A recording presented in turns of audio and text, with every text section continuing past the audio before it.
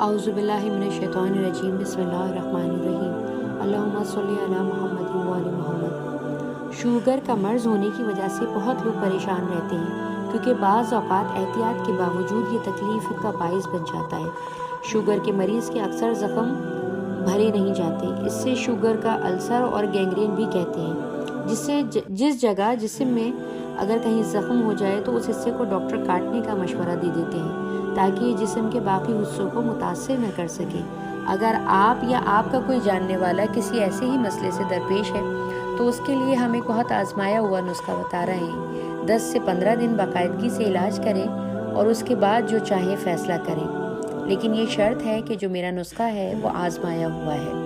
کرنا آپ نے یہ ہے کہ نیم کے تازہ پتے لے کر انہیں واش کر لیجئے اور جب وہ خشک ہو جائیں تو انہیں پیس لیں اور کم سے کم 4 کھانے کے چمچ کے قریب وہ پیسٹ ہونا چاہیے۔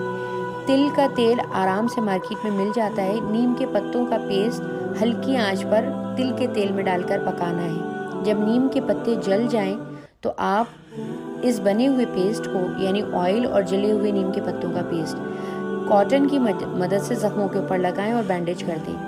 2، 3 یا 4 دن کے اندر آپ کو فرق واضح نظر آنے لگے گا اور 1 ہفتے کے اندر آرام آنا شروع ہو جائے گا۔ جزاک اللہ خیر۔ صدقہ جاریہ کے طور پر آگے شیئر کر دیں۔ جزاک اللہ۔